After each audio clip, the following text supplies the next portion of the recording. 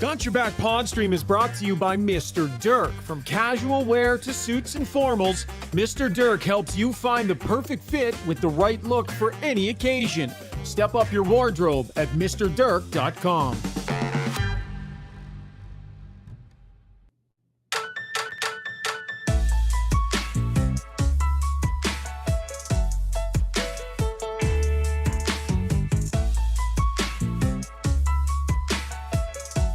How's it going tonight, Oilers fans?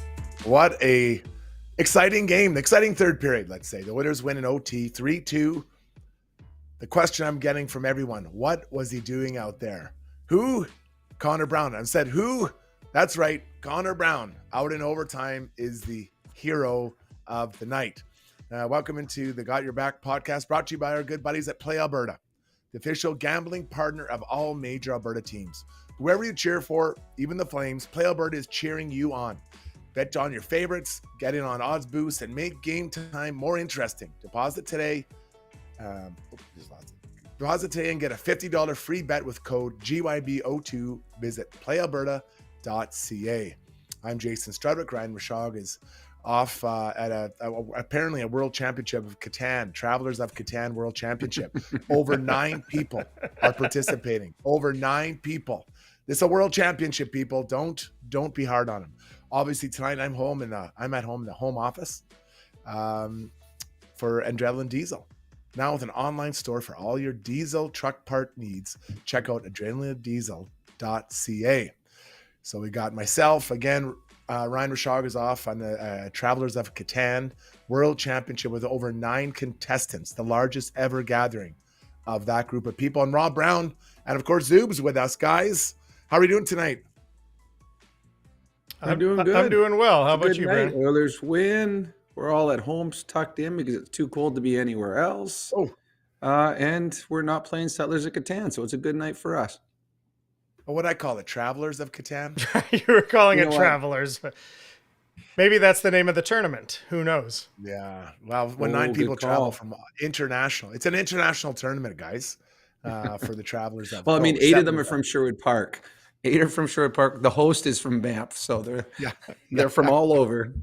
They're taking up an entire 3 rooms of a hotel tonight. They had to block it off just for that tournament. So I'm sure that they're in the money, that hotel, that motel inn, wherever it is. The bar service is going to make a lot of money off that group this weekend. They almost had enough people to rent a banquet room for the first time ever. So it's pretty exciting. They're pretty pumped up about the possibilities for 2028, much like the Olympics. Very, very exciting. Guys, it is cold out. If you're not in Edmonton, it's like minus 25, minus 26. But it does sound like it gets better. So life will improve. And the Oilers, they win tonight. There's only 2 more games. Play Chicago on a late Wednesday night game. And then I believe at home Friday against the Avs. So guys, we're getting near the end of the first stretch, and I think that after this, guys, it's going to kick up quite a bit, the intensity, Brownie, for the Oilers. I think so. I know that when I played, there was always certain parts of the season you wanted to get to. Get through training camp, and then the beginning. Okay, let's get to Christmas, then get to the All-Star break, and things like that. Just kind of break up the monotony of a very long season. And I know that everyone has got this stretch circled on their calendars. I mean, there's going to be, 2 of the Oilers are going to be playing in the 4 Nations. And then the remainder, I think they got something like 10 days off, or like literally 10 days off to do whatever they want. So they're all there'll be guys going south. There'll be guys that'll have some family coming in. So they're excited about that. You don't get this very often. They're going to take full advantage of it. You'll be able to heal up. You'll be able to rest up. They are excited. But the one thing that they are going to do too, Struds, is make sure they go into this break playing as well as they can. I would imagine after the loss to Toronto, it's like, okay, we got 3 games before the break. We want 6 points. Let's feel good about ourselves going into a long stretch. So when we come back right before the trade deadline, we know where we are in the standings, and we can have that big final push to try to find home ice advantage throughout the playoffs. Yeah, I love it. Well, let's get down to breaking down this one, guys. 2 games left, but there was a one tonight, and they had to start with the 2 points they got in overtime. So the breakdown brought to you by our good buddies over at Alberta Ram Dealers. The 2025 Ram 1500 is Motor Trend's Truck of the Year. Visit your Alberta Ram dealer to get into this award-winning truck at a competitive price. Capable, stylish, powerful Ram. Okay, boys, 3-2 win here for the Edmonton Oilers over St. Louis Blues. As this game started out, Brownie, the Oilers were very aggressive. They were on the St. Louis Blues early, and they had multiple chances early to score and had many shots. But at the same time, the Blues had some shots. One of the hardest saves of the game, in my opinion, for Skinner was off the stick of Robert Thomas, the first shot of the game. So both goalies, I thought, were ready to go right away because they were tested early. Yeah, I thought both goalies were excellent in this hockey game. Binnington much more busy. He was tested more, but Skinner. I've talked to goalies about this, and I've heard goalies talk about it when they've been interviewed. It's sometimes harder when you go 6-7 minutes without the puck in your end, and all of a sudden your first chance is a one-timer or your first chance is a breakaway, and that's what Skinner saw tonight. The Oilers controlled the play, and then the first shot is a one-timer from one side of the ice to the other. Big toe save. Then there's a breakaway. He hadn't seen the puck forever. Now all of a sudden there's a breakaway. Skinner was very good in this game, and I would imagine when a goalie's looking down at the other end and saying, okay, that guy's on his game. I mean, he's playing really well down there. I can't afford to make that mistake. So I got to be on mine. Even if I'm not as busy, I got to make sure that I'm a wall down here. And he was. So I thought both goalies were good because I thought both teams pressed offensively, but also both teams were loose defensively in this hockey game. The Oilers gave up a lot of A chances in a game that they won.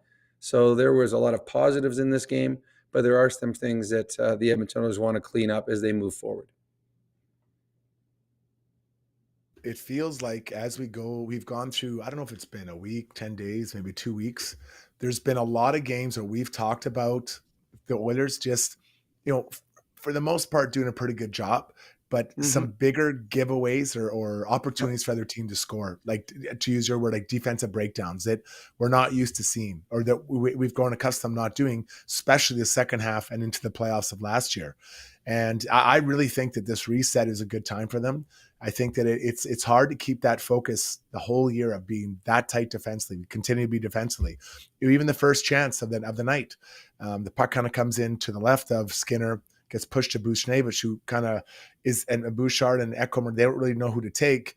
And then it's a push pass over to Thomas, and he just rips a one-timer from the slot. No one on him, right? So, that is something that the Oilers, when they're on Brownie, that opportunity doesn't happen, not just early in the game, but maybe ever. Well, when the Oilers last year went on their 16 games winning streak, and then throughout the rest of the season through the playoffs, they were very hard to play against defensively. They didn't give up a lot of grade A scoring chances, very few odd man breaks, breakaways. In the last 6 games, the Oilers have probably given up 7 or 8 breakaways.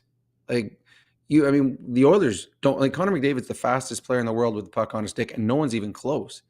Outside of the odd 3-on-3 breakaway, he's not getting breakaways. Yet the Oilers seem to give him up. They gave up a lot of odd man breaks. They gave up Robert Thomas, which I know that you coach a Bantam AA or a U15 AA team. I bet you at least 80% of those guys would have scored the one that Robert Thomas had tonight. That was a wide open by himself. All 3 players, Ekholm, McDavid, and Skinner, had stopped on the play. It was like he's about to score. Wait a second, he just missed the wide open net. So I do believe the Oilers have been a little loose over the last 2-3 weeks, and I think a big part of it is, look at a bunch of the best teams in the league right now. Vegas has started to struggle. LA started to struggle. Toronto, before they came to Edmonton, had lost 3 in a row, haven't been able to score. It's the dog days. You're in the middle of the season. You're comfortable where you are in the standings. You can't have that kind of focus for 82 games. No team has it. And it starts to trickle in defensively. That's usually where you make the mistakes, because defense is just hard work and concentration. That's all it is. And the Oilers have been a little lack. And I know that Chris Knobloch talked about it. We've played good enough to win. And I think tonight was another one of those where they played good enough to win. Now, once they get closer to the playoffs, you don't want that. You want, okay, we're going to bring our A game. But yeah, I think part of it right now, Struds, is just the time of year. Guys are tired, fatigued. I think, as you said, this break that they're going to get is going to be huge for this team, especially with the fact they are only missing 2 guys. Everyone else Huge. is resting. And It's that is incredible. huge. Yep, it's huge for the, I mean, Yeah. considering when you think about it, this is a team that's one of the top 4 teams in the National Hockey League, and they've only got 2 guys going. So that is Yeah. a huge bonus for the Edmonton Oilers. It's incredible. It's incredible. And so I'm gonna add something to it. You said where you start to see fatigue creep ins on defense, and when you defend, I think also we could put in passing. Passing to me is it's a mental thing. Like every player in the NHL can make amazing passes. I mean, it's up to a point, I guess. But it's when you're a little bit off and you're not sharp and you're tired, that's when it starts drifting. All right, let's get into our Weiss Johnson sound box here and hear what the coach had to say. And this was brought to you by our good buddies at Weiss Johnson Heating and Air Conditioning. Weiss Johnson is offering 10% off any new furnace installed before March 1st. Great deal. Should you need to replace your furnace because it stopped working or if it's just getting old and unreliable, like Struddy's immune system. What? My immune system's strong. It's the throat. My esophagus can't hold up with the rest of the body. And you want a newer, better model that is more efficient. Mention you heard it on Got Your Back podcast. When you book your estimate and you receive 10% off your new furnace price, visit WeissJohnson.com today. Hit it. Weiss Johnson, whoa.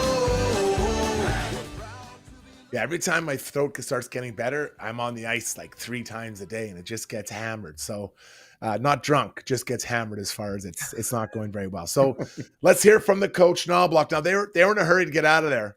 I'm assuming they're going to Chicago. So pretty brief tonight in the sound box for Chris Knobloch. Hit it. Well, first of all, I thought in the first period we played really well. Had a lot of good scoring chances. I think their goaltender kept them into it, and then they played better as the game went on. In the third period, Stu made some great saves to keep us into it, and the turning point was the power play goal that they got. But your best players come up big with some huge plays. One, the game-tying goal, Leon and Connor. And then obviously McDavid setting up Brownie on that goal. So it was good that we stuck with it, and we've seen that a lot this year. So those are big moments in the game. The Oilers had the lead for quite a bit of it and going into a third, and then all of a sudden they get hit up a couple times, and now they're chasing the game. So I think I'm going to just for now, we'll stay away from the goals against. Let's talk about the goals for. Pull the goalie pretty early, Brownie, for obvious reason. And then their big boys go out there and get it done. And what I liked about this whole sequence was how spread out they were, but still connected, if that makes sense. Like on TV, you could see the passing lanes that they were creating for each other as they went through it. So maybe take us through what you saw in the game-tying goal that was ultimately fairly important in the night. Well, first of all, no team does it better 6-on-5 than the Oilers. And obviously they have an advantage. They got the 2 best players in the world. In the way that Chris Knobloch does it on his bench, he's looking okay. I got the McDavid line going out at 4.5 minutes. Okay, too early. McDavid line's due up. Okay, at 2.5 minutes. Well, this might be my chance. So as soon as they get control, we're pulling the goalie at 2.5 minutes. When we played Struds, it was at the 1 minute mark is when they pulled the goalie no matter what. Yeah. So it's 2.5 minutes. And now you've got Connor and Leon can play 5-6 minute shifts. No one else in the league can do it. So 2.5 minutes, they can finish the game if they want. And you're right. They find their position. They know where they're supposed to be. It's funny. We got a couple of phone calls on our Ched show asking, how can teams not know that Connor's going to Leon? Well, the time before, Connor started going towards the net, and he tried hitting Perry, who was right on the goal line. Missed him. Perry's in the best scoring position of anyone. Connor McDavid tried to find him. Puck goes all the way around again, comes back to Connor McDavid. Well, the defenseman that's in front goes, okay, the most dangerous player on the ice is Corey Perry, the guy, or I don't know, might have been Hyman at that point, was standing right in the crease. I can't let the puck go to him. And as a defenseman, your stick, it's about a difference of 15 feet. You can have your stick in your left hand holding it between Connor and Leon, or you turn your body and your stick goes down where the forward is in front of the net. As soon as You fake as Connor looks at that guy, the defenseman turns his stick, turns his body. That opens a passing lane. And on any other team in the league outside of maybe Tampa, the pass going across there, that guy, Leon's not as dangerous on any other team. I mean, you're like, you got to leave someone open. Okay, the guy that's way wide, way high, we'll leave that guy open. And Leon buries it. And Binnington got across. Binnington was there. He had to go between the foot and the post, which was about the size of a puck and maybe half an inch.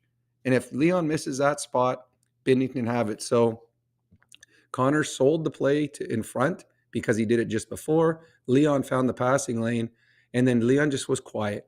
They showed their little ISO cam on it, showed it. He stayed against the boards. He quietly moved into the area where he knew that the puck could come across. And then all you do is hit the net. Just hit the net, and Leon does that better than anyone in the National Hockey League. Yeah, I'll even back it up further. So people, if you want to know why the D-men are not solely focused on Leon, because the first goal of the game, Connor scored from that side in that spot. So as a D-man, now I have to respect that he might shoot that and he might score it. So I have to front that. And it's human nature. It's hard to keep your stick in a passing lane when you're now trying to front a guy to try to block it, because you kind of put your stick in front of you. And as soon as you move your stick, zing, he zings it across, right? And that's the great thing about players that can score off the wall or while you score earlier, because you remember that as a D-man. You're like, I remember that shot. I can't let that guy shoot from there. And Brownie, I thought that was a sick shot. I mean, Connor doesn't always score from, not that was that far out, but it was further out than I'm used to him scoring from. And he absolutely ripped that thing far side, what is just above the pad, I think. Yeah, well, the thing that's tough for a goaltender is when a player takes a wrist shot, because you don't know when it's going to come off his stick. And when a guy winds up for a slap shot or pulls it towards his body, okay, he's pulling towards his body, here it comes. But McDavid's moving in, and right now Binnington's thinking, okay, I know he passes a lot from here. I know he goes in, he passes either way. Sometimes he makes a move. McDavid just skated. He used the defenseman as a screen, and his wrist shot is like Bouchard's slap shot. It comes off so fast. And Binnington has no idea when it's leaving the stick. So Binnington's trying to find, okay, there it just went by me. McDavid has as good as, he reminds me of Joe Sakic. Joe Sakic used to have the best wrist shot. And he did it, he disguised it. You didn't know when it was leaving his stick. And that's what McDavid did. So yeah, that's a really good point. At the end of the game, I got to decide, is McDavid shooting this? Is he passing it across the crease? He's got Leon. There's three options. The only way you can defend it is you have five guys in the box. But what the Oilers do is they spread completely out. They have Ekholm and Bouchard way up high. So now when the puck's going around, they went from one side to the other, and everyone up high touched it, which pulled the wingers high. And when they're up high, that puts a little bit of distance between the defensive winger and the defenseman. So now there is space for a passing lane. That's why you go up high to low, create passing lanes, and Connor McDavid's not going to miss the lane. Let's go back into the Weiss Johnson inbox and hear from Leon Draisaitl on the comeback. Yeah, I think we dipped a little bit there for a little while. It wasn't our best, but obviously good teams find ways to win hockey games at all times, and to come back from that is obviously shows a lot of character. He wanted to get on the plane and get some pizza. That was a pretty so they get that goal. It's an important one. They're getting the 1 point. But Brownie, going to overtime now, and the usual suspects are out there. And then I'm watching, and all of a sudden I see 2-8 drop over the boards. I'm like, what? Sorry, which? They must have changed. That's a mistake. 2-8, Connor Brown to the rescue. Never scored an overtime goal before. I don't remember him playing a lot of overtime. Maybe I'm wrong. Maybe he's had a few shifts here and there. But Brownie, were you as surprised as when Connor Brown wheeled onto the ice in OT? I wasn't, because it was the fourth time through for Lions, because they started Connor Leon, they went Nugent Hyman, they went back Connor Leon. So this was the fourth grouping. And then you started thinking, okay, who's it going to be? It's not anyone off their fourth line. So it's like, okay, maybe Arvidsson. We like Jeff Skinner, but Jeff Skinner's not going out in overtime. There's no trust for him right now defensively. Yeah. So you're thinking, and Henrique wasn't dressed in the game. So you're thinking, okay, well, actually, now that you start thinking about it, it kind of has to be Connor Brown. And it's funny, I got text, well, anyone could have scored that. Well, no, because Robert Thomas was a much better offensive player than Connor Brown. He missed an easier opportunity earlier in the game. And what Connor Brown did, not only he hit the net, which good on him, but he put himself in the right position. Connor McDavid's coming in. I'm going to back out to a quiet spot, and I'm going to sit there and wait for the puck that I know is coming. And then your only job, hit the puck, hit the net. If something gets in the way between the two of them, good on them. They made a big save, but hit the puck, hit the net. And Connor Brown did it. So we had people, it was a great pass by Bouchard. He just turned and left the puck. It was a great goal by Connor Brown. Well, it was good. That play was made by Connor McDavid. He's coming in with speed. He had all three St. Louis Blues staring at him so that when he dipsy-doodled and passed it off on his backhand to Connor Brown, everyone was focused on McDavid. Connor Brown finished it off. But that's what great players want you to do, is that when they get the puck, they know they're going to attract attention. So go find somewhere for them to pass it to you. They don't need your help. They don't want you to come over there. They've already got the puck. They don't need your help anymore. They need your help to get open so they can pass it back to you and then cross their fingers that you tap it in the net. It's when I played with Yager, I remember he'd have one or two guys on him. He'd be like yelling at you, get away, get away. You're like, what?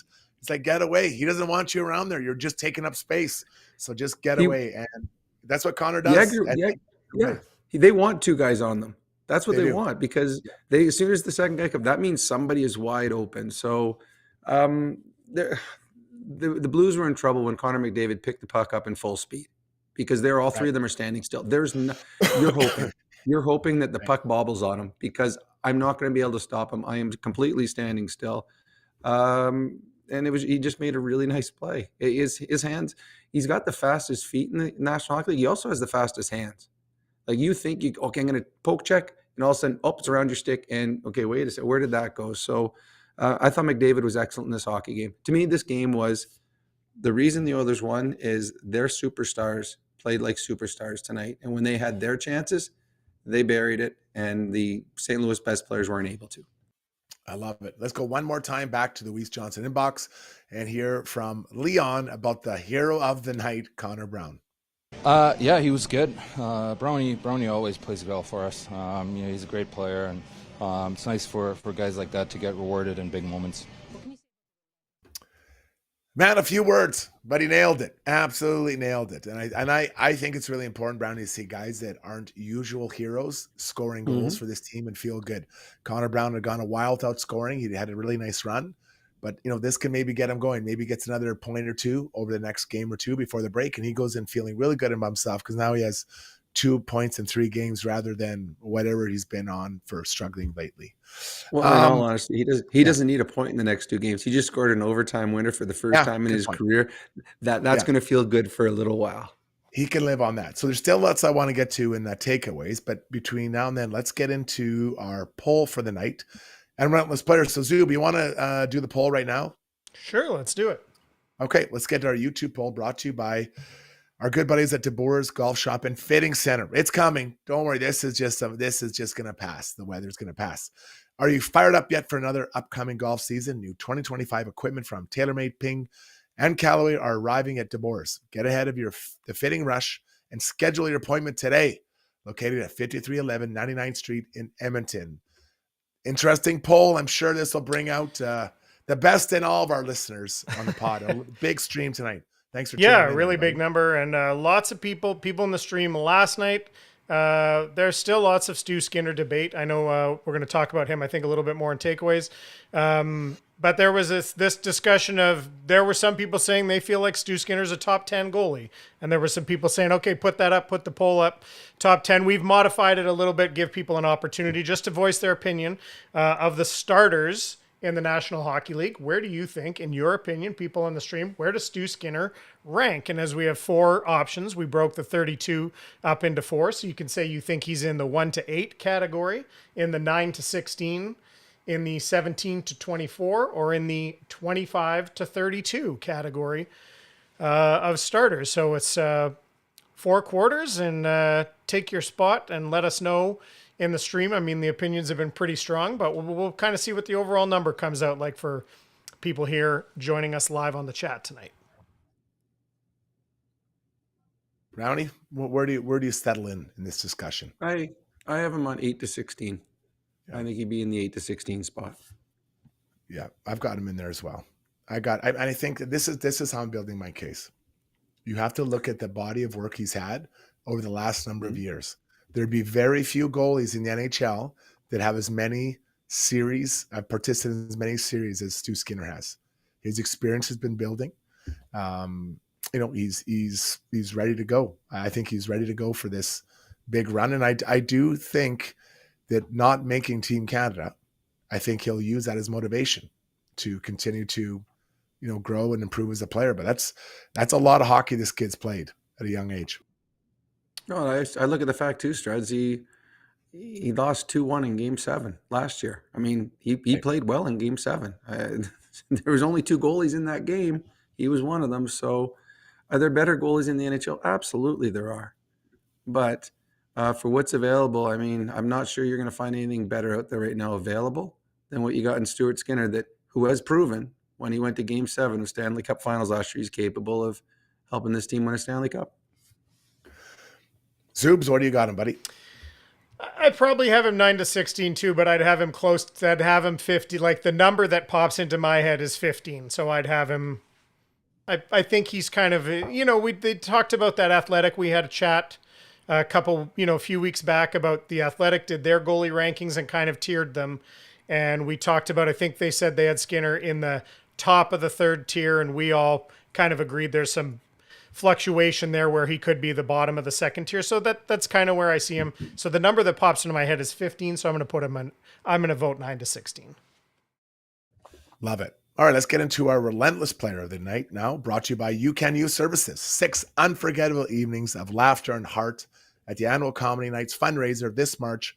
Promise delicious food, hilarious entertainment, and a sense of community, all in support of an incredible cause. Every ticket sold helps provide vital mental health support, job training, and mentorship to young people in need. Don't wait. Grab your tickets now at youcan.ca and mention Got Your Back for 10% off. Okay, boys, this one, I didn't think it was quite as clear, Brownie, for the relentless player of the night, but I'm going to go with the same man as in the poll. I'm going to put Stu Skinner. I thought it was the timing of his saves that were really important, especially early in that game. I thought in the first period he had 2 or 3 grade A saves, grade A saves that he needed to be sharp for and kind of pull the team and pull them along rather than let them go in. So I'm going to go with Stuart Skinner. Challenge me if you will, buddy. Oh, I like it. It's funny. To me, whichever goaltender didn't blink in overtime would have been your relentless player. I thought Binnington was fantastic in this game as well. Had 0 chance on the ones he let in and probably robbed a number of the Oilers as well. I thought it was an excellent game by both goaltenders tonight. Stuart Skinner had to make 1 big save in overtime, and it was huge. The Broberg one, that was a big save, and he made it. And then that allowed the Oilers to come back the other way. So, yeah, I think Stuart Skinner, to me, we do a 4-star of the night. And I picked Stuart Skinner as my 4-star. I thought he was good in this hockey game. I love it. All right, let's take a pause here. When we come back, Oilers win 3-2 in overtime. We're going to get into takeaways. And I want to get a little bit more into that McDavid goal and talk about the Oilers PK. That's next. Stay with us, everybody. So at Timberhouse, our guiding philosophy is naturally inspired living. We believe that through design, we can solve problems and enhance people's lives. We follow biophilic design principles in all of our builds to incorporate natural materials, natural light, to enhance all the spaces in a home. When you have your space perfectly reflect who you are and what you value, and it's made well, we think that that just leads to better living.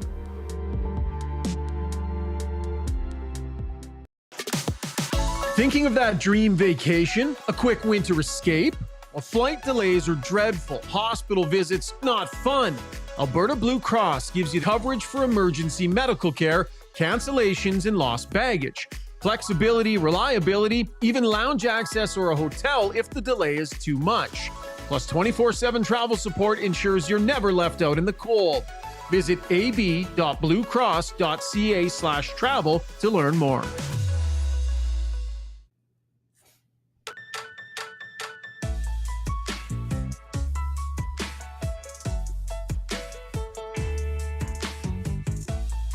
We got Strudwick, we got Brown, we got Zoobs. We got everything you need to continue on here in the big show.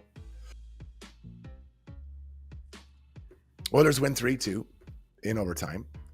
Goal by Connor Brown. Unlikely overtime here, although, I mean, who hasn't scored an overtime goal? And let's be honest, everyone's scored in the NHL in overtime. Let's get to our takeaways now, brought to you by Horizon AG and Turf. John Deere tractors are more affordable than you may think. Starting from only $254 a month, you can get into the seat of a John Deere compact utility tractor. Whether you need to load, level, dig, mow, lift, push, till, a John Deere can make tough work easy. Visit your local dealer, Horizon AG and Turf, online at horizonagandturf.com or at one of their 13 locations. All right, Brownie, let's get into it. The PK, man, I was banging on this drum loudly, really loudly, not so long ago, and now it seems to have tapered off a bit. In just the last 2 games, they've allowed 3 goals against, 2 in the first period against Toronto, which proved, to be costly. And then tonight it could have been costly as well, if not for some later game heroics. But it feels like all 3 goals are similar, and not that a lot of power play goals aren't scored like this. But tonight's another one, like we saw the other night, bit of a rebound, right? A shot from distance, it was and funny. a rebound and a fight in front, and like it feels like the Oilers are having tracking right now. Kind of have a tough time tracking those rebounds. And not just the goaltender, players, everyone, just to keep those guys outside of it, because that's 3 goals in a row that have been kind of jingle jangle. Here we go. It's funny because the Oilers are done for most of that penalty kill a really good job. Like they completely frustrated the first unit. The first unit actually changed because they got nothing going on. And then the second unit came out. But what happens sometimes is when you're the defender, the penalty killer, you think you have a chance at a puck and you chase or reach. And if it's just out of your reach, now you've opened up a passing lane and you've given the opposition some time. And I can't remember who the penalty killer was, but he tried pinching or pushing the puck out up at the blue line. He just missed it. Comes down to all of a sudden, Holloway has some time. And smart play, throw the puck on net. And they had 3 guys in front of the net. They had a guy in front. They had a guy on both sides on the post. And looked like all 3 of them almost touched it. But the one thing that the Oilers we saw without Ekholm is they got boxed out. They were on the wrong side of the guys in front of the net. And on this one too, the 2 St. Louis Blue players, they one on one post, one on the other. They both got pieces of the puck, and Stewart's going to have no chance at all. He's one side, the puck goes the other, and I think it was Kyrou that put it in. But the Oilers penalty killing had been really good. The last 2 games they got touched up. You want to win the special teams battles. That's something that the Oilers could hang their hat on all through last year and for most of this last stretch of 2 months. But sometimes the puck bounces against you, and tonight it did. But that was a huge – in this game, if the Oilers don't have the special play at the end of the game where Leon scores, if they lose this game 2-1 or 3-1 if Thomas scores, the Oilers, as you said, had power plays. They didn't extend the lead. They could have made it 2-0 when they never did. They missed on their opportunity. St. Louis has their one chance to get back in the game. They scored. So special teams haunted the Oilers a little bit as this game moved on. I'll take you through the thought process of a D-man in front. So on the penalty kill. So there's 2 options, generally speaking. One, where you try to get in front of the guy in front of you and you're trying to block that. So we call it fronting the puck. It's great if you block it. And the problem is if you don't, now the puck is behind you. So is the other guy in the other team. And now he's turning around and he's having his way with your goalie. The other option is to kind of be beside him and or behind him and then tie up his stick. So as the puck comes, you're not really trying to block it. You want your goalie to obviously make the save. Then you lift his stick, tie him up, and then box him out. And then you have space for your goalie to make the save and or for you to clear the puck out of there. Those are generally speaking the 2 ways you kind of do it. And sometimes you can't do either. It's a scramble, especially when there's more people in front than you, because you're trying to pick one guy and then usually the other guy gets it. It's not easy. But that's why, when your goalie can control the rebounds, it really helps you out a lot and just swallows it up. And you hear there's no sweeter sound for a D-man than when you see a point shot coming and you just hear it and it just sticks to your goalie. You're like, thank God. Hold on to that sucker, man. We don't want that thing letting go. You know what I mean? Like it does. So that's kind of how it plays out for D-man. Now, last game I talked about Stetcher being boxed out by the bigger Matthew Nyes, and that's a really bad feeling. But when you're bigger, like when I did and I was bigger, I could still hammer on that guy from behind. And the rules are a little bit different, not so much, I guess, after a 4 or 5, but I could try to get my stick on puck and just push him. But when he's smaller, he's bigger than you. You can't move him. He's just got his big ass sticking in there, and you can't do anything about it. And you're just boxed out. So there's a lot of gameplay that goes in front of the net there that is kind of important to involved in these conversations, Brownie. Well, it is. And as a forward, you got to realize what kind of player you are. Corey Perry, big man. So he just plants himself. And he is right now telling you, okay, I dare you to move me. Try and move me. And if you're going to battle me, which you have to do is battle, well, now you're taking away the eyes of the defenseman. And when now you're battling in front of the goalie, you're taking away the eyes of the goalie. So Corey Perry, he's like, okay, bring it on with me. When I played, I was smaller. When the defenseman tried to box me out, I don't care where he put my body. I want to have control of my stick. I never wanted a defenseman to get a hold of my stick. I didn't want him to take my stick away. So you can cross-check me, and I'm just going to keep turning one way or another so that when the puck comes in, my hands and my stick are free. And that's the other night against, who was it that scored 70? Big, tall guy scored against the Oilers. And the puck was going wide, and he had his stick wide and hit the deflected it back into the net. I can't remember which night it was, but it was just having his stick in an area. So you don't need your body there. You just need your stick there. And you also read who you're playing against. As soon as that Matthew Nyes sees that Stetcher's in front, okay, good. I'm going to box him out. If it's Matthias Ekholm in front, well, now it's a different story. You got to try a different tactic. So tonight, St. Louis Blues, they did the third tactic. Put 3 guys in front, outnumber them. And then if a rebound bounces down, 2 guys are going to take away the defenseman. The third guy gets the puck. And Kyrou, when the puck came across, there's no one there. The 2 defensemen have been taken away. Kyrou puts the puck in the back of the net. That's a forward that just got back a little too late. Okay, let's move over to a little bit of the Blues here in the takeaways. And Robert Thomas, I remember watching him when he came, when the Blues won the Stanley Cup. He was young, very young then, and he's still not very old now. But he, to me, is such a smart player. He's skilled for sure, but he is so smart. And this is how I usually grade kind of hockey IQ for forwards is as I'm watching, would I be all of a sudden, oh my God, he's by himself. Like that's the worst feeling as a D. Like, oh, I think I got him or my partner got him, has him. And then you look around and all of a sudden, oh man, that guy, neither of us have him. And, that was like the first shot of the game. And there was others through the night. Now, he only had 3 shots. I think he had a few miss shot as well. I'd have to check the stats, but I did check. He only had 3 shots. It felt like he had more. Obviously, missing the net. We'll maybe put that on the side. But Brownie, this guy is so cerebral, such a smart player, and just finds the quiet ice, to steal your term. If he's on a team with a little more talent around him, he would have been on Team Canada for the 4 Nations because he is that good and he is that smart.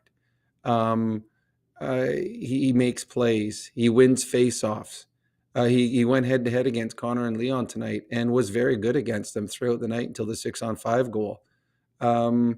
He had the 3 shots. His 2 best chances probably were the 2 that he missed. He missed a wide-open net, and then he came right down the slot in what would have been the second period, I think.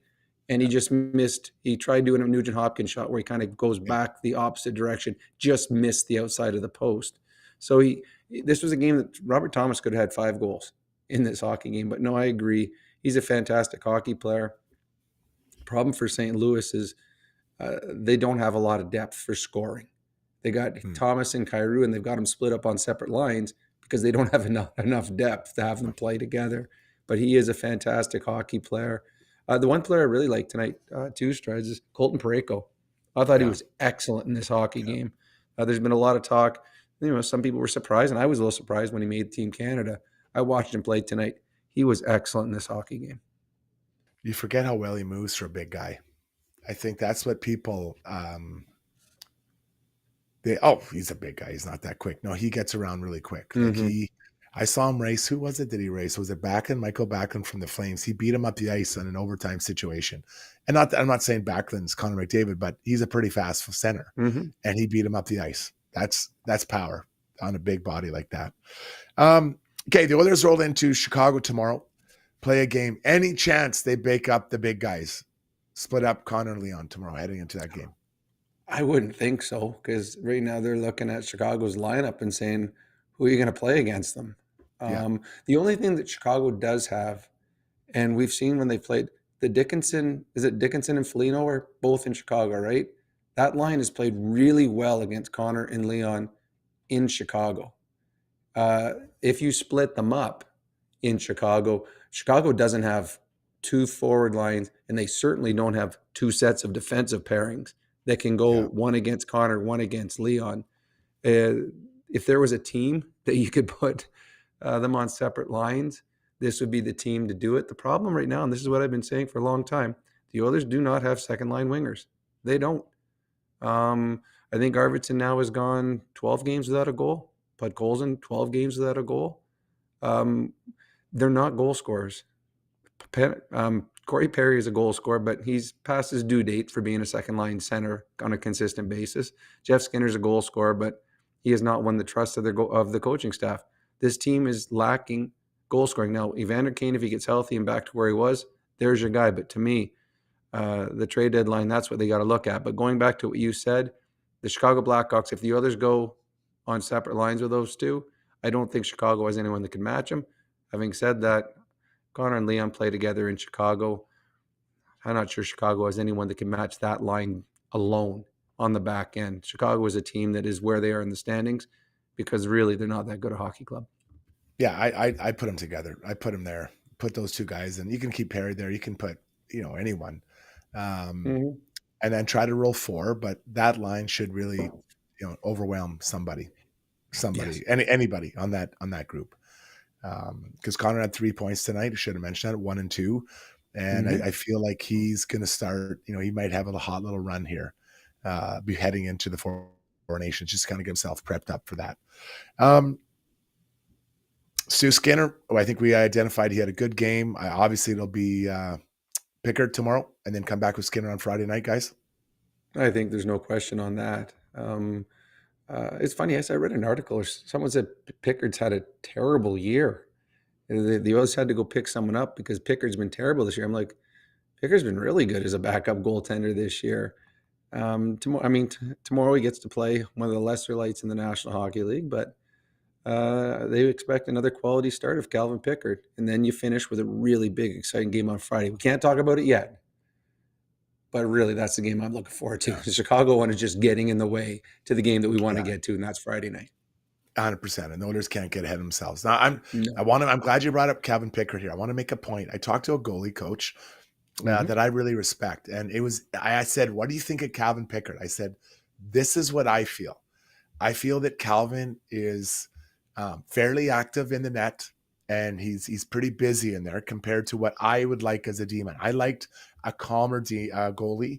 They would just kind of lets it hit him and just kind of swallows pucks up. Now, fight for saves and all that for sure. He said, Struddy, I know what you're saying. And he is a little bit busy and unorthodox. But what he lacks in that, he makes up for a ton in understanding the game. He's really good at reading the game. That's why oftentimes he's in the right place and the puck just hits him, because he understands where the puck's trying to come from. And that is probably the best breakdown of Calvin Pickard's game that I've heard to date, because he is fairly busy in the net, but he's always in the right place or most often in the right place, Brown. I love that breakdown by this guy. I did too. To me, Calvin Pickard blocks shots more than saves shots. So he doesn't swallow them. It hits him and it goes elsewhere. Like he's diving across and I'll hit him on the right thigh, then off the side of the head, then in the elbow. He is very, very active. I like that. But there's been some pretty good active goaltenders throughout the career. Marc-Andre Fleury is one of the most active goaltenders in the National Hockey League, as opposed to a Jonathan Quick, who was one of the quietest goalies in the National Hockey League. But Calvin Pickard, what he does is he stops the puck. He keeps it out of the net, doesn't let in the bad one. And I think what a lot of times your backup goaltender, the one thing he's susceptible to is that one ugly goal. And that's why he's a backup, because he lets that one ugly goal in every once in a while. Right. Calvin Pickard hasn't done that. So I expect a solid start out of him tomorrow night. But if the Oilers play like they're capable of playing, Calvin Pickard shouldn't be overly busy. But the one thing we've seen in Chicago the last number of years, weird games, just odd games where the Blackhawks score they'll all of a sudden have an explosion of goals, or they'll, in very limited shots, will score a number of goals, and the Oilers have big comebacks and weird goals here or there. They've always been exciting games in Chicago. And hopefully it will be an exciting game again tomorrow night as we get to see Connor McDavid, and we get to see a young stud in Connor Bedard as well. Yeah, be fun. Always fun to watch him. All right, let's. I think Zuby, we're going to hold off scoreboard for just a few more minutes here. I want to see how this wraps up between Vancouver and Colorado. Okay. Some other games, just if that's okay, doesn't screw up too much. But let's Not at jump all. out here. When we come back, we'll get into Take a Trip. We're going to take a look at a player who's possibly going to be changing addresses sometime before March 7th. Stay with us. Ready to go all in this season? Mr. Dirk's got you covered with express on-site tailoring, a wide selection of craftsman-made suits, sport coats, and casual staples for every occasion. Score big with Mr. Dirk. We've always got your back. Visit us off White Ave, south of 102nd Street, or browse online at mrdirk.com.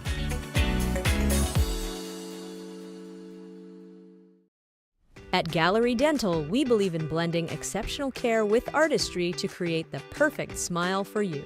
From routine cleanings to advanced cosmetic procedures, our team is dedicated to providing top-notch care in a relaxed and comfortable environment. With state-of-the-art technology and a passion for perfection, we ensure that every visit is a positive experience. Join the Gallery Dental family and let us help you achieve a smile that you'll love to show off. Contact us today at secolandentistry.com. 30-minute We're back mark. here, You got Reno. 2 minutes sticking, 2 minutes for slashing, 10-minute mistake. You got like 18 minutes in the third period. Jeez, had the stats. Welcome up, everybody. It's time to take a trip. Brought to you by Alberta Blue Cross. I'm sure many people are considering taking a trip right now. If you're planning a trip, whether it is a dream vacation, a quick winter escape, or a trip to watch Oilers play, don't forget travel insurance. Alberta Blue Cross has got your back with emergency medical care, cancellations, lost baggage, and more. Flexibility, reliability, even lounge access for a hotel if the delay is too much. Visit ab.bluecross.ca/travel to learn more. ab.bluecross.ca/travel. All right, taking a trip. D-men, they need them. The world needs D-men. We all know we run the world.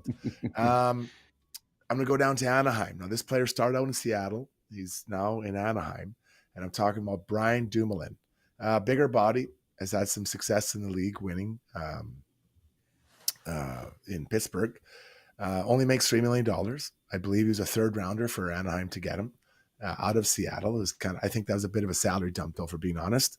But Brownie, this is a player I think that would be valued by any team that needs someone in this spot. I think he can moonlight in your top four. I think he's that 4, 5, 6 type of guy. Has experience, understands. He's been a little bit underwater there in as far as plus minus or goals for or against 5-on-5, which is important. But I do think that he's a guy that can bring in. When I think of Brian Dumoulin, I think of a guy that's got a pretty big body, good stick, gets in the way, and just kind of like a stout defender.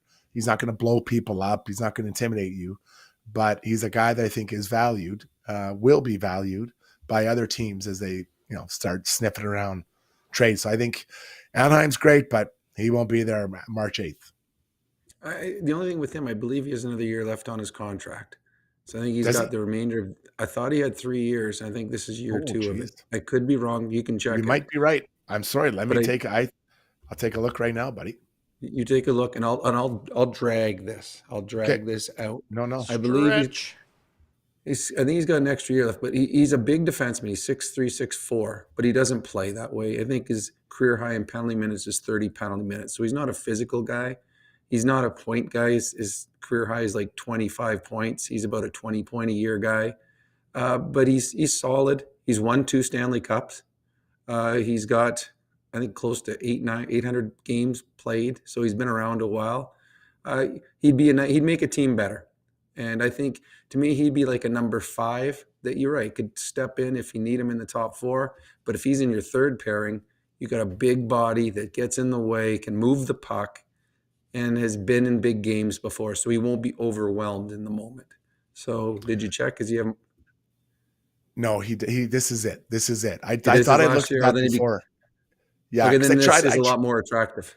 Yeah, so I always try to find that guys that have one. Well, some situations are different, but for this one, usually for D-men especially, I'm trying to get the 1 year. But yeah, I think all your points are well made. I think he's a guy that will be on the move. You know, you look at potential guys They have that to. even, for the Oilers, Winnipeg, he can go around. I don't know. Toronto's got a lot going on there. I don't know if that's what they need. I think Toronto's needs a third line center, or even a third line center at least. But I just, there's going to be teams that are going to want this guy, and I think that he'll be on his way out the door. I do. To me, the two teams that need, I think, something like that in their lineup is both the Oilers and the Jets. I think they both have good teams. I think they are one big injury on the back end of putting themselves into a little bit of trouble. So I think that both those teams will be looking to add, I think, and we've talked about it before, a number 4/5 defenseman is what they need. Someone that can move other guys down the depth chart. And then you feel a little more confident. He checks off a lot of boxes for a hockey club come trade deadline. And he's on a team that they're building for the future. So they're getting rid of everybody that they can get rid of at that time to make them better 3 years down the road. It's funny. It feels like this year there's quite a few guys in that 4, 5, 6 spot. Like we featured a guy last night, Oli Mata. And there's another guy that I think we can find also in Utah, and I'll save him for later, Ian Cole. But, that's 3 guys that I'm not saying they're top 4 players, but can they, if you have a 2-game injury, 3-game, can they hold the fort? I think they could. They're not going to kill it, but they'll hold on. I love Ian Cole. I do. And I've been on radio. I've done radio shows with him and stuff, and great guy, but he had one of the worst series for bad luck in the history of hockey last year against the Oilers. Everything that could go wrong. He took penalties by mistake. Pucks bounced off him into his own net. He fanned on shots that turned out to be goals against. I've never seen anybody. He was schlep rock. He had the rainy cloud over top of him the entire series. And just anytime I see Ian Cole right now, I cheer for him just because I want him to get over whatever happened to him last year against the Oilers. But I like him. And he'd be like a 5, 6 that you feel really comfortable, again, because he's played in big moments before. Yeah, I think you nailed it there. All right, that was taking a trip, and I think we're nailing a lot of these because we're going to do, I think it's 32 players, and I'd be surprised. I'll try to track them, how many are actually on the move. That's a lot. Now some have moved already, but I think we'll see quite a few shake off. All right, let's move along to Struddy's World here, brought to you by. Oh, hold on. Okay, Sorry, we got to tee up the sound. Excited. Here we go. Always get excited. My bad. When you make a mistake, heads should roll. It's not right. And I'm here. Someone has to put their foot down. Now that I say it out loud, it does sound a little crazy. Gotta look good.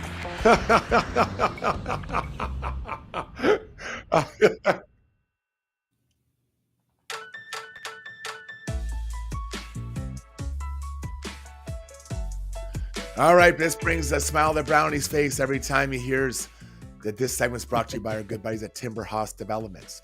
When you become part of the Timber House family, you might be surprised just how close you'll get to the people in the process.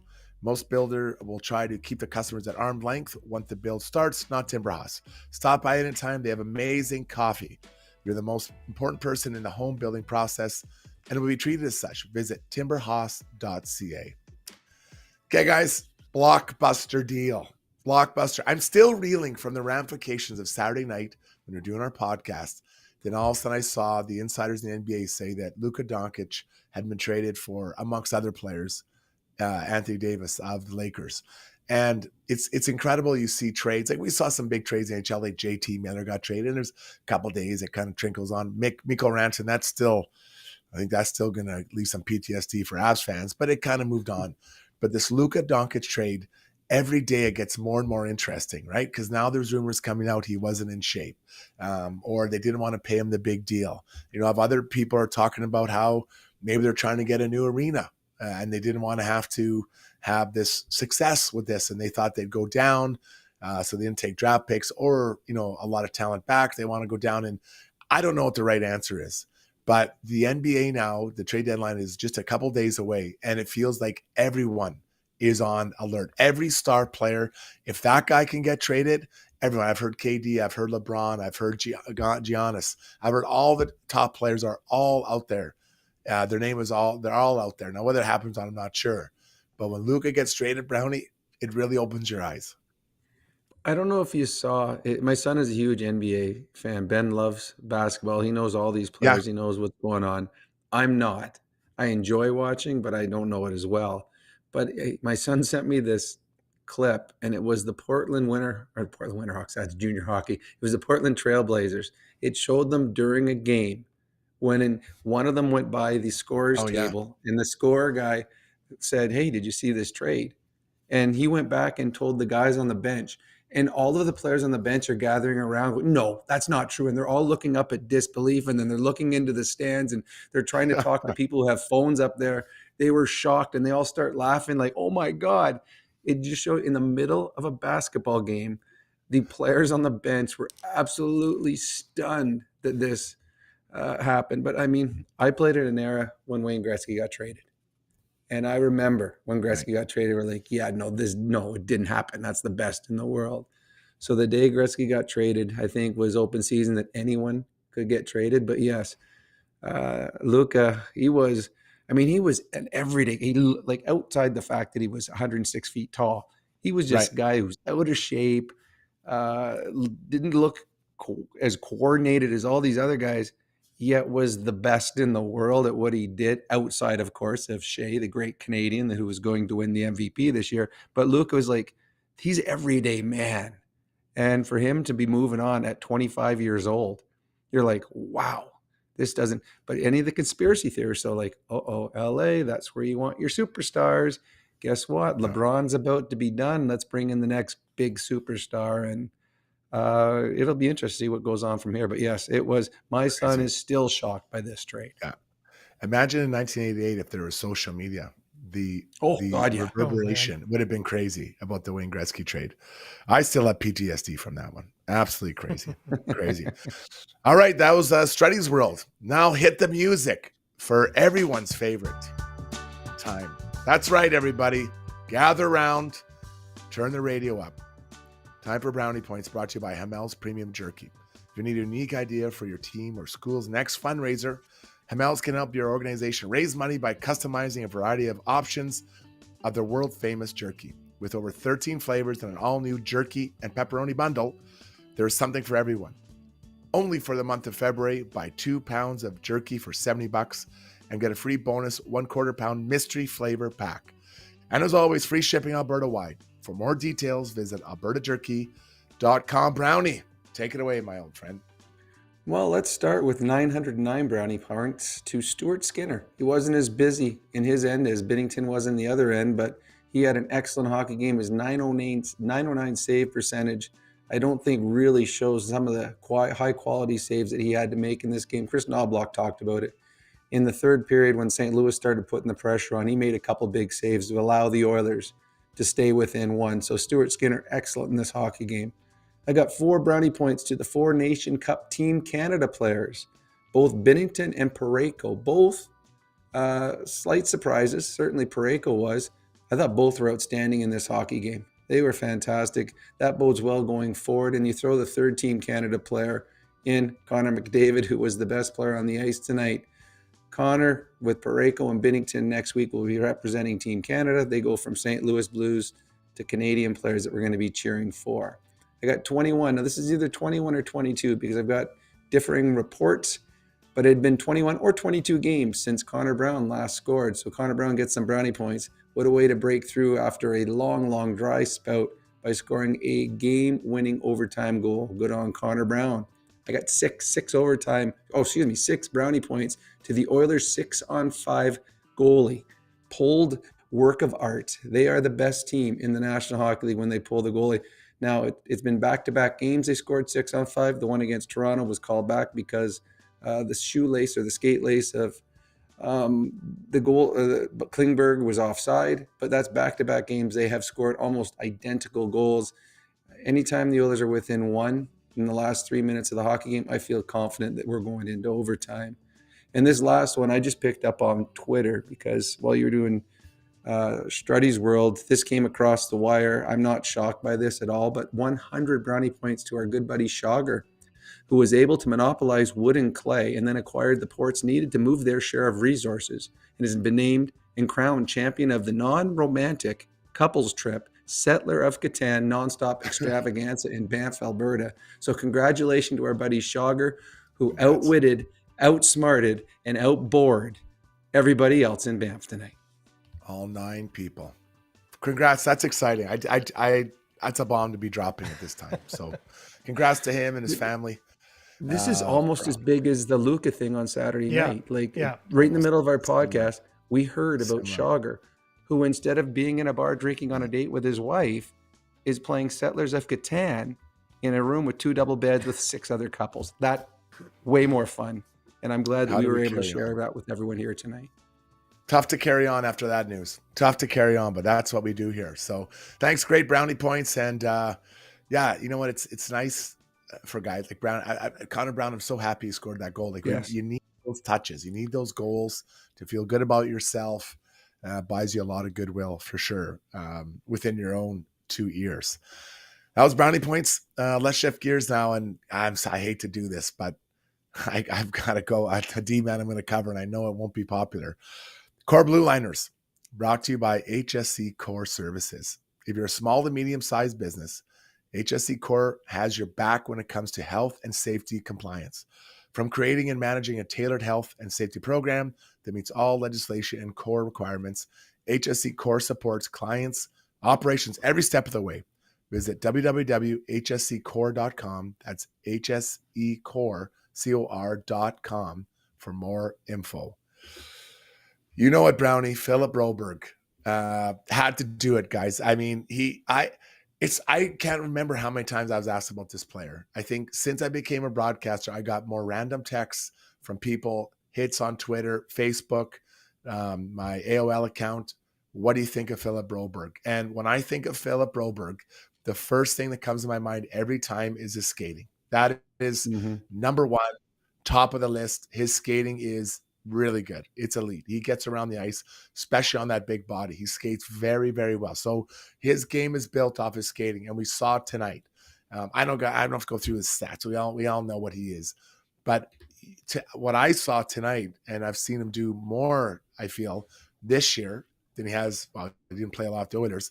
Is that Brownie? He's supporting the rush. So what do I mean by that? He passes up to the wall, and then he uses that skate to get up the ice. And now rush, it's maybe a 3-on-3 is a 4-on-3, or a 2-on-2 is a 3-on-2. And he's still got to figure out, I think, when to jump through holes and find where those spots are. But I didn't see him do it a lot when he was with the Oilers, supporting the rush. And that's what I see now. When he figures out where and how to hit those holes, Brownie, this guy's going to be more offensive. Because right now I think he's like at 12, 13 points, something like that. But his game is trending in a really good direction. But again, it is the foundation for him is skating 100%. Well, first, you and I have been talking for the last couple of weeks with Schauger about what the Oilers need at the deadline. And the 2 things that we've talked about the most is second line scoring winger and a top 4 defenseman. The St. Louis Blues got the 2 guys that the Oilers would have. If Dylan Holloway was here, he would be your second line winger. He's second on the St. Louis Blues in points. He's having a fantastic year. He got an assist again tonight. He would be playing with Leon Draisaitl. And Broberg would be playing on the right side with Darnell Nurse. And the Oilers tried to correct the loss of those guys, and they haven't. All the players they brought in to be Holloway haven't been as good. And Emberson has been very good as a third pairing right defenseman. He hasn't been as good as Broberg. The one thing that I watched with Broberg tonight that I knew how fast he was. I remember watching him. He looks bigger. And I don't know if it's just the St. Louis Blues jersey, but every time I'm like, oh, that guy just kind of, he doesn't physically abuse you, but he just kind of goes in the corner and smothers you. And I'm like, that guy's big. Oh, well, that's Broberg again. He's big. He gets in the way. He moves the puck nicely. He jumps up. He almost scored the overtime winner. Broberg is a nice hockey player, and he and Holloway found opportunity in St. Louis, and give them credit. They took full advantage of the opportunity that they have had. And this offer sheet has worked out tremendous for the St. Louis Blues. And I believe the Edmonton Oilers are still looking for the players to fill the spots that they left. Yeah. And I hate to do this, but I got to say it. There was a lot of criticism about Ken Holland and his drafting. Those two players, they're solid. Like those guys, they're probably both 1,000 game players, if we're being honest. Maybe Holly might be derailed by injuries. Not that I think he's soft or anything, but just he plays a pretty heavy game and he might run out of that. But Broberg, the way he skates, I mean, that's 1,000 games all day long. Mm-hmm. All day long, he's going to play 1,000 games. So pretty decent, and for all you people that, Ken Holland didn't know how to draft. He drafted him. And I guess they developed him pretty well because they went to St. Louis and exploded. Too bad they weren't exploding here because, like you said, that would have been the piece. But I said it when it came to Broberg, they needed to trade Kulak, not this past summer, the summer before, to give him a path through to play. And they didn't. And I get it. They're trying to win Stanley Cup. You're unsure of a young player, but young players need to know that there's a place for them to play. And I didn't see a path for him forward here with the Oilers. Well, I mean, going to what you just said there is the Oilers moved Tyson Barrie out to put a path for Evan Bouchard to be your power play guy. And look how he flourished. Yes. Mid-season. Yes. So Broberg, he is flourishing now on a St. Louis team. Unfortunately for the Oilers, they lost two good young players. Yeah, no doubt about it. All right, that was HSC Core Blue Liners and Philip Broberg. And I don't do this to feel bad. I like the player. I really like him, and he'll be in the NHL for 1,000 games. Everybody. All right, before we get out of here, let's do scoreboard. And there was a ton of games tonight. The scoreboard is brought to you by Canadian Club, probably what Chagra's drinking as celebrating his big win. The all-new Canadian Club Classic 18-year-old high proof comes in at an incredible 58%. Their highest proof Canadian Club Classic to date is a full-bodied whiskey with aromas of caramel, toffee, spicy vanilla, rich oak with a butterscotch finish. All right, tons of games tonight. Let's get to the ones here that are going to be important for the Edmonton Oilers. And we'll start right with the big one. And I'm talking about Vegas. Vegas, baby. So the Vegas Golden Knights, they lost tonight 2-1 to the Islanders, who are suddenly surging up the board. So this is important for Oilers because now they have 2-point lead on Vegas with one game at hand. I imagine that game at hand will be played tomorrow. So they could be up 4 points with the same number of games played. Vegas is on a bit of a soft stretch right now. Just wrapped up is Colorado and Vancouver. That one was in Vancouver and Canada. Vancouver won 3-0. Jake DeBrusk was busy in that game. The Leafs, led by their main man, Michael Nylander, had a hat trick, and they won 6-3 over the Flames. So that one stings a little bit of the Flames. And then in OT, the Utah beat the Flyers 3-2. So again, 14 games tonight, tons of action. But the Oilers beating the Blues was a big one, especially when you consider, Brownie, that you've got the mighty or the Vegas losing tonight. So that's a pretty big come and go for those two teams. It was. Everything seemed to go the Oilers' way tonight. As I'm watching too, Dallas is losing, which is another team that the Oilers will see possibly at some point in the playoffs. But the one team that did not do the Oilers any favors tonight, and they are the team right now that's leading the Western Conference. The Winnipeg Jets just continue to win. They went with their backup tonight. Eric Comrie gets a shutout tonight in their game. John Shannon, a friend of the show and a buddy of ours, he called a while ago Winnipeg-Edmonton Western Conference final. That would be a lot of fun. The Winnipeg Jets probably do not have a lot of good feelings over the years with their playoffs against the Edmonton, except the last time these two teams met when it was a huge upset for the Winnipeg Jets. But the Jets are playing well. The Oilers are playing well. The Toronto Maple Leafs are playing well. And the Ottawa Senators are playing well. There's 4 very good teams right now in Canada in the National Hockey League, and the Edmonton Oilers, of course, are one of them. but there's still talent. There's still in other cities, right? Like Montreal has talent. Calgary Yep. could use a bit more talent, but they're working hard. There's Yeah, I lots like of talent Calgary. through the Canadian team. Yep, no, They it's work fun. I think hard. They work well, right so now hard. it's the Canucks and the Flames fighting for that last playoff spot, which could be a uh, first round date with the Edmonton Oilers. Although, if the Jets keep doing what they're doing, the Oilers, and then at that point they would end up playing. Right now, would be the Colorado Avalanche. Now that would be you win your division and then you get the Colorado Avalanche in the first round. That doesn't seem fair, but right now the No. Colorado Avalanche are in a wild card spot, and they lose one tonight to the Vancouver Canucks. That was scoreboard. So let's take a pause here and come back. Take a lap, and we're going to go to Buffalo. And I know Shagar wish he was here for this, Brownie. We're going to talk about something that happened in Buffalo today, and he'll want us to break it up. Let's talk about that next. Stay with us for Take a Lap, Ask Us Anything, and Play of the Night. With over 18 years in the industry, Kelly Zaretsky and her team at Blue Summit Accounting deliver client-focused solutions and financial guidance for success in a simple and comfortable way. Whether it's for corporate or personal needs, Blue Summit Accounting can help with taxes, estate planning, financial services, bookkeeping, and more. Get in touch today. Email bluesummitacct@gmail.com or call 780-416-9662.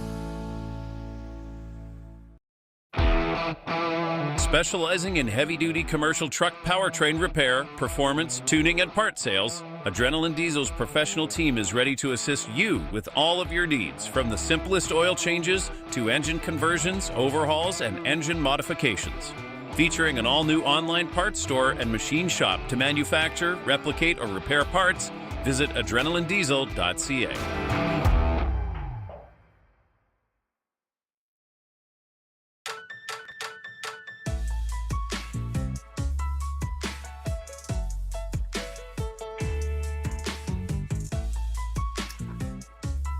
Let's take a lap. Brought to you by Acon. If you're a skilled tradesperson or construction professional looking for work in Western Canada, Acon wants to hear from you. One of Canada's original industrial contractors. They're building some of the largest multi-year industrial projects in Western Canada, and you can be a part of it. They're looking for skilled tradespeople and construction professionals to join the Acon team and start building what matters today. Join Acon now by sending your resume to trades@acon.com. Okay, so if you didn't see it, in a recent game between Buffalo and New Jersey, Stefan Nason dropped I think I would call it a flying elbow on Tage Thompson of Buffalo, just as he was kind of coming out of the blue line. That was a bit of a broken play in this and that, but he hit him with an elbow, and Tage Thompson went down hard. And everyone on the ice for Buffalo, no one saw anything. No one saw anything happening. They're looking around. Oh, geez, what? I was looking at the puck. I didn't see the whole elbow. It was incredible. 4 people did not see it on the ice. So today, instead of going and having a practice, they canceled practice to discuss the lack of response to one of their top players getting the flying elbow from Newson, who also was a match penalty and was thrown out of the game on Sunday night. So before you get into it, Brownie, this to me is different than what we talked about with Skinner. I didn't think that was as aggressive. This was an elbow to, if not your best player, one of your best players, and no one saw anything. Nobody. And not only, so he got kicked out, and then no one did anything about it to anybody else. And if you have to tell your team that you have to do something after that happens, you might have to look in that room at some of the veterans and say, hey, like, what's going on here, boys? 100%.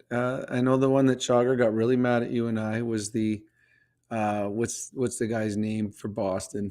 The big defenseman that did it when he ran over Skinner. Zadorov. So he was mad that no one did anything to Zadorov. And the thing that you and I threw at it was a hockey play. He drove the net. There was no intent. There was no ill will. He was trying to score. Zadorov doesn't get many opportunities. He was trying to score. You're getting a power play. You don't have to do nothing. The play that we saw with Tage Thompson, that was a predatory hit. That was not a hockey play. That was vicious. There was intent. There's 100% you respond to that. I mean, it was, I watched the replay of it. I'm like, oh my goodness. Like, it was horrible. And then you're right. All the players are kind of like looking around, and then they had the closed door meeting, and it's funny. Some of the players, they didn't name names, but they said there were some guys that came up in the dressing room and said that we wish that we had been on the ice instead. So more or less called out the guys that were on the ice for not doing anything. At that moment, there should have been something. You saw the night tonight where Ekholm threw the big hit. You got the interference penalty. To me, I didn't think it was a penalty. I think the puck was in the feet. To me, that was a terrible pass by Falk. That was a suicide pass. He's the one that should be getting a penalty for being stupid. He just about got his teammate killed. But there was a response, and it wasn't a horrible response because it was a hockey play, but they came over, and Falk, the guy that threw the pass up, came. And there was at least words said, and maybe even some mean words that were said in that. But for the Buffalo Sabres to do nothing as their star player is laid out, had to go into concussion protocol, yeah, it was bad. And that 100% deserved a closed door meeting where you rehash what happened and why there should have been a response. Yeah, I'll challenge those guys a little bit, because even if you're not on the ice, you can still go and do something to somebody else, right? And just before say, the game's over. You don't have a choice, like, it's just like, it's crazy. Yeah. But anyways, it was too bad. So it's over now. It'll be interesting. The next time someone even looks at one of their players, there'll be a line brawl. So line up for that one. Rick Jenneret will be happy with that. Scratch my back with a hacksaw. All right. Item number 2. We couldn't even look at it, Brownie. The injury when Mark Stone fell on Miro Heiskanen. Nope. I looked at it for a split second and averted my gaze. It was like a solar eclipse. I can't look at those. It's just, I can't work at it. But apparently, according to head coach Pete DeBoer of the Dallas Stars, Miro had knee surgery in New York this morning and said this surgery was successful, but didn't offer any other details. And now he is month to month. So fairly broad month to month. If you have knee surgery, I would think it's at least 4 weeks. And I don't know what kind of knee, but the way his knee buckled, oh man, it was gross. I don't even want to think about it. But I pray for Miro. It is truly a month and he's back. I hope he is. I hope he's back for the playoffs. I want all teams to have full health going into the playoffs, because if the team that I cheer for wins, I don't want them to win and I don't want there to be an excuse when you beat them. I want them at their best, and because I feel my team's better than your team. He's a wonderful hockey player. He's fun to watch. He is the heart and soul of that Dallas Stars hockey club. Month to month, then I started thinking, okay, 1 month is all of February, 2 months is all of March, and then you got about 3 weeks into April. So he's probably got about 11 to 12 weeks before a playoff game will be played. Can he get it back? The one thing about Heiskanen is there's not many better skaters in the world than him. I hope he's healthy and back, ready and playing. Dallas has a good hockey club. They've made some moves to make themselves better. They have a lot of cap space because Tyler Seguin is out until playoffs. So there's his $9 million. If Heiskanen's out, that again is a whole bunch of cap space if he's out till the end of regular season. So they could actually put together a pretty good team come trade deadline. And if they get those two guys back for the playoffs, they have a Vegas Golden Knights type of situation where they get really good come playoff time. But I do hope Heiskanen is better. And it was just an unfortunate, ugly hit that probably should have been avoided. And a really good hockey player is paying a price because of it. I was taking a lap, and let's pray for Miro because he is fun to watch out there, man. He is a good player. Taking a lap. All right, let's get into Ask Us Anything. This is your time on the stream. Get in there. Send us a note on the stream. Ask Us Anything brought to you by Mortgages by Maria. Interest rates are dropping, making this the ideal time to consolidate your high-interest loans and credit card debt. By refinancing your mortgage, you can combine those debts into one manageable payment at a lower rate, helping you pay off your debt faster and keep your more money in your pocket. Contact Maria Gallus at mortgagesbymaria.ca to learn how to refinance your mortgage. Can help you achieve financial freedom. Zuby, what's going on the stream today, buddy? Is it chaos about Skinner? No, it's not actually, and we'll get to. I've got a few comments on him, not necessarily questions, but I'll come around to that at the end of Ask Us Anything when we get back to the poll. It's divided, but I think the poll results are pretty interesting. So we're going to get to that. I wanted to bring up Brownie. You just mentioned this quickly. Lauren the Alchemist said the Ekholm penalty was garbage. We need analysis on that call. But let's just throw in there, Brownie, you just talked about it, but let's throw in there shortly after that was the hit from behind on Hyman. And then there was also Leon grabbing the stick in overtime. So let's just say, how many of those do you think should have been penalties that were not called? So one was called and two. Ekholm, that was not a penalty. I was surprised that the one on Hyman wasn't a penalty. It looked like it. I only saw the one view of it, so I couldn't tell if Hyman turned. So to me, that should have been no penalty on Ekholm, penalty on the star player. Before there was a big one that was a non-call against Dallas. Number 9, Texera, I think it is. Right after Thomas missed the open net, a little while later, Texera had one where he went in front of the Oilers net and hit the backhand, went off the post. He hit the post because Darnell Nurse got his stick in the hands and twisted the hands. That should have been a penalty. That would have been a goal. So there should have been a penalty on Darnell Nurse. And in overtime, Robert Thomas probably would have had a breakaway. I can't believe they didn't call that one. Leon grabbed his stick and pulled him down. So I know that Ekholm was not happy, and he shouldn't have been. Hyman was not happy, and he shouldn't have been. But both Thomas and Texera, they both should be unhappy, as well as both Nurse and Leon Draisaitl got away with non-calls as well. Yeah, I think that you just nailed it. Anton Recupper, but I do feel that over the course of a game and many games, it does even out. Yes. Because the Oilers do cheat. They're a pretty veteran team. They understand how to bend the rules a little bit. They don't get away with a ton, but I think they do bend it a little bit, Zub. Okay. I'm going to go to one that just came in because I did notice this as well. Mr. Miami says, hey, Zub, Struds, Brownie, first time, long time, ask us anything. I see Perry having a long chat with the goalie post-game as a ritual. Any insight into those convos? Oh, actually, you know what I thought he was saying here was I saw Perry having a long chat with Binnington or in his direction after they scored the second goal. But maybe you can, anything about that? What is a guy like Corey Perry? What's he saying to their goalie and what's he saying to his own goalie after the game, Struddy? Yeah, praise from your coach is nice. But when you hear it from a teammate and, and it's heartfelt, hey, I really liked how you did this tonight. I liked the way you battled. I think that goes a long way. And, you're always yelling and saying stuff after the games, but when it's more of a quieter moment, I always appreciate those moments to me or ones I could offer other players. So I bet you Corey was some kind of, just talking to him, guiding through a situation or just thanking him for a good effort. I agree. What he said to Binnington would have been something that we're not allowed to say on air. He's a worm, and there's a reason he had that nickname. And trust me, I watch Corey Perry during the games. He goes by their bench. He says things down the ice. And right when Leon scored, he said something to Binnington. But I agree with Struds. There's always a lot of rah and a lot of high fives, but it means a lot when it's any player. But when it's a veteran player comes up and says something to you in a quiet moment, that resonates and it stays with you. I don't know Corey Perry at all, but I have talked to some. I got some guys on the team that I do events with and play with.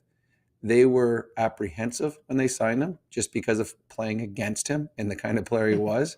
But they said in the dressing room, he is one of the nicest people that they have ever met. Like, he is just a quality person. So when a quality person has nice words for you after a game, you would take it to heart, and that would mean a lot. Couple thoughts about Jeff Skinner. Oily said that he thought Skinner looked good with McDavid and Draisaitl that one shift. I noted that. I don't know if it was only one shift because I feel like I noticed it too. Skinner's buying in defensively, and then if I can just add to that, Chris Pike said, I think Jeff Skinner's gained a lot of trust tonight from the coach with those 3 backtrack plays defensively, or he wouldn't have played a shift in the third with McDavid and Dry. Is that kind of a key word? Is Jeff Skinner's play in these last few games, is he gaining trust with the coach, Brownie? Well, he's gaining some. Yes, I don't think it's enough to put him over the top. I I just don't see they've had ample opportunity to move him up into the top 6. I mean, they've been playing Connor and Leon together. So there's a great opportunity to play with Nugent Hopkins, and he's not getting those minutes. I will say that there have been 3 or 4 plays in the last couple of games, defensive plays that have been outstanding. So much that if you're watching the games on TV, they've highlighted them. Jeff Skinner is a top 6 forward in the league. Whether it's with the Oilers or not, he's capable of scoring.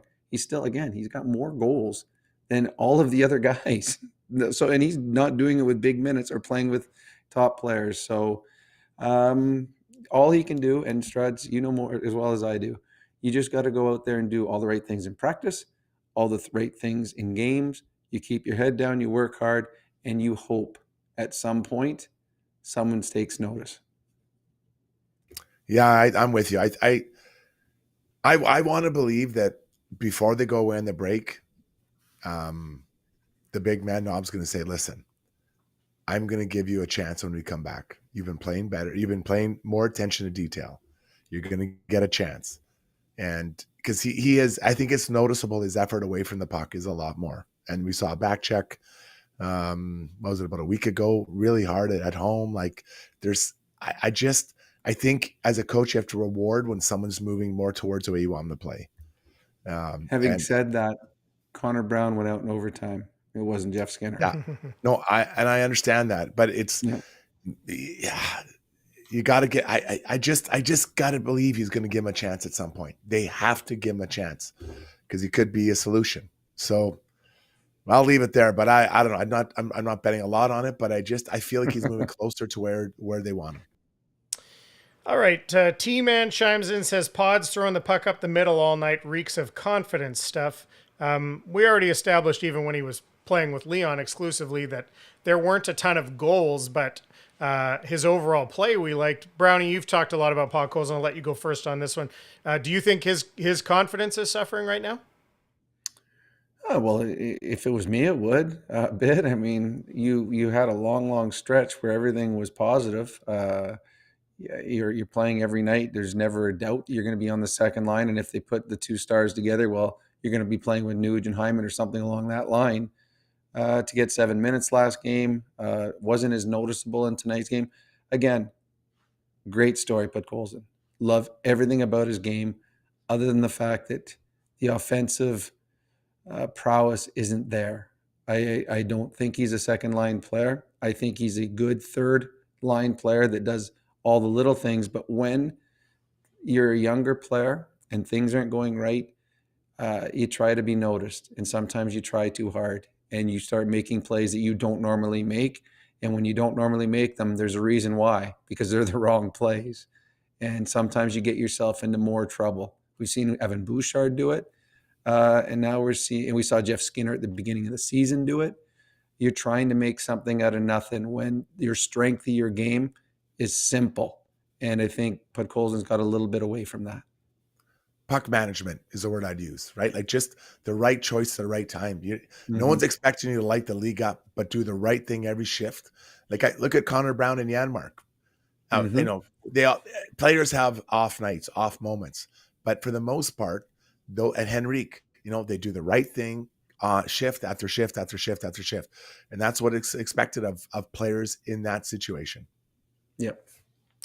Okay, I don't have a specific. A bunch of people brought up that I guess there's been some Brad Marchand rumors, maybe being traded out of Boston, and so everybody wants to know: is that a guy? I mean, that's another a big personality. God, is that a guy you want? If there's a way to fit him, do you? Oh.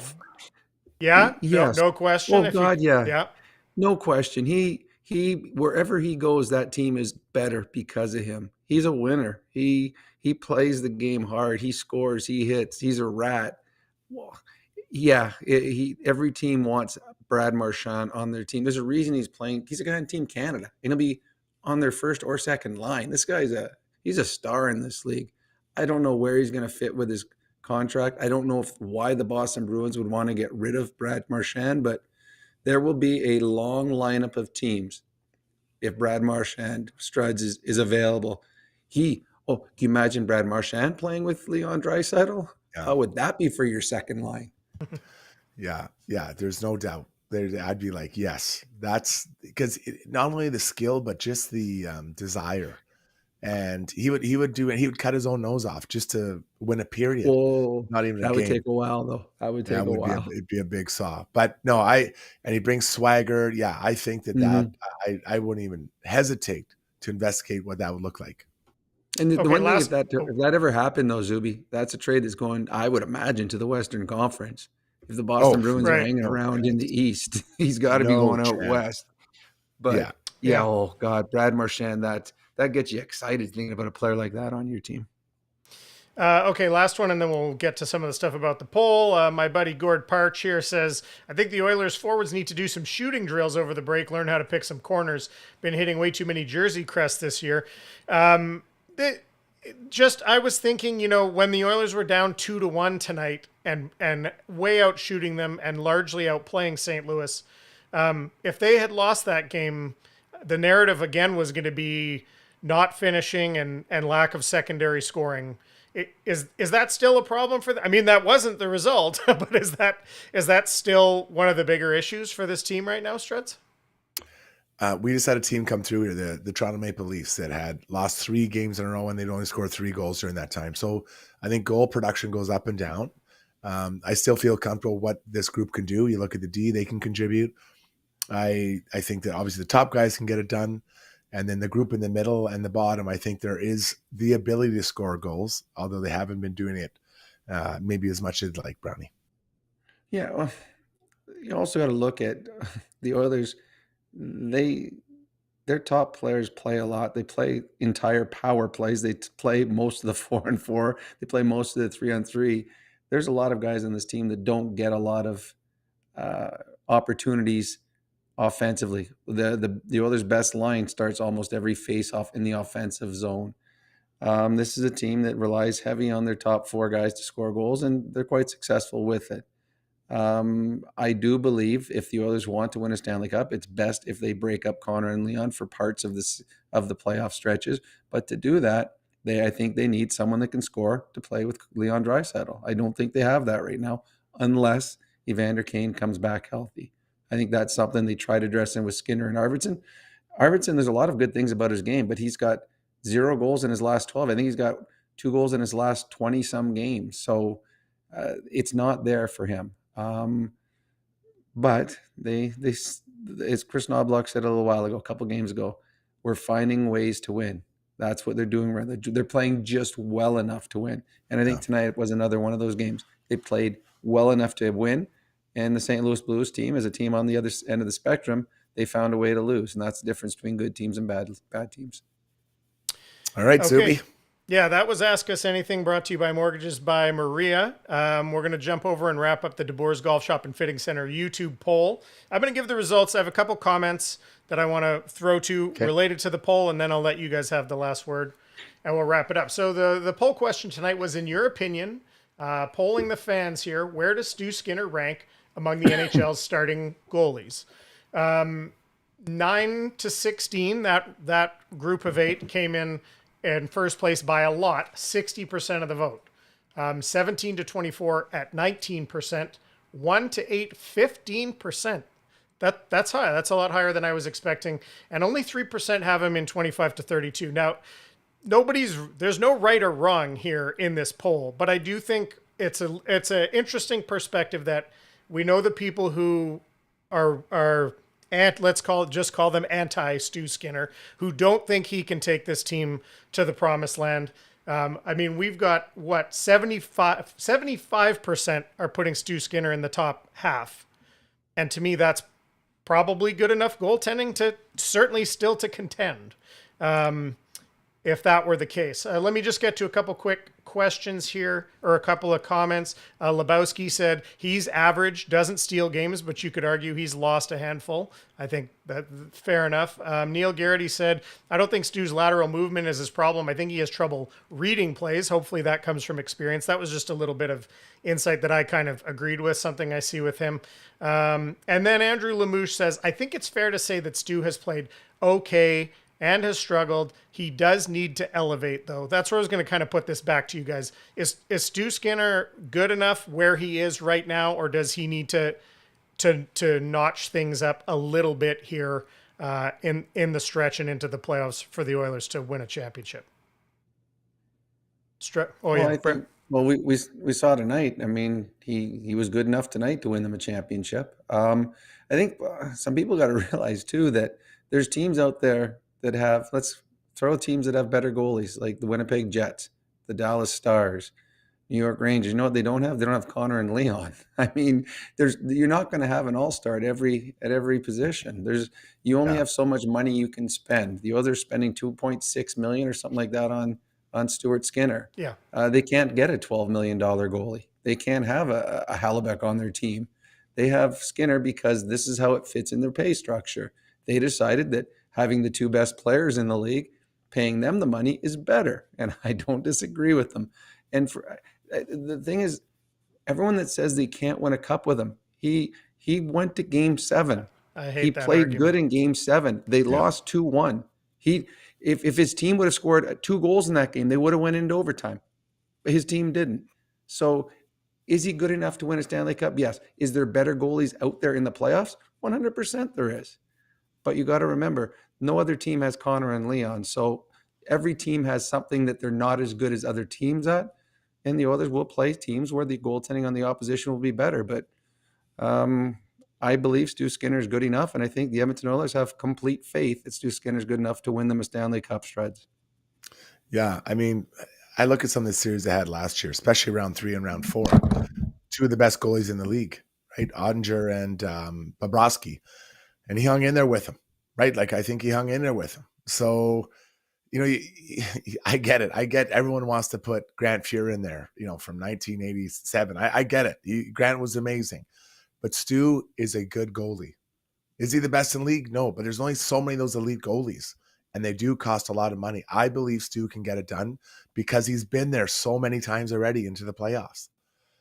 So I mean, this argument, it's never going to go away. I think even if let's say they win the Stanley Cup this year, it's still going to be a debate amongst fans because then he's got to sign a contract. Yeah. And that'll be a lot different if he's got a ring on. Yeah. All right. That was our poll. It was a great poll, Zuby. Thanks for that. So let's get to our play of the day as we wrap up this episode of Got Your Back. The play of the day is brought to you by Gallery Dental. Take the first step towards a stress-free dental experience, providing modern dentistry for today's patient with the most up-to-date dentistry, sedation, implants, and so much more. Contact Gallery Dental, YEG.com. So Brownie, I'm going to give you credit. You turned me on to this little tidbit. Miles Wood, busy night for the old wood chopper. Pretty quiet, gets in the second period, fights Derek Forborg. All right, no problem. 5 minutes. Then he gets out there early in the third, cross-checks Pettersson, 2 minutes. Also roughs up Pettersson, 2 minutes. Goes, serves those, comes back out. He holds Niels Höglander.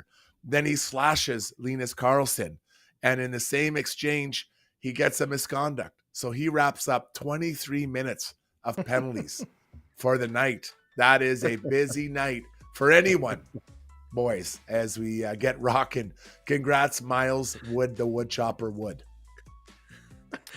I think he just came back from injury too. And Miles Wood is not what you call a physical or mean or angry player. But I'm looking at the scoreboard and I'm like, Miles Wood. I'm like, what did he do? And a lot of those, Colorado lost tonight because they gave up 2, if not 3 power play goals to the Canucks. I think Miles Wood was in the penalty box for a few of those. So a tough night for, as Struddy calls him, the wood chopper in Vancouver. What are the most busy? What are the most minors that either of you guys ever had in a single game? Oh, I don't think many. I don't know if I had 3. Honestly, I don't think I even had 3.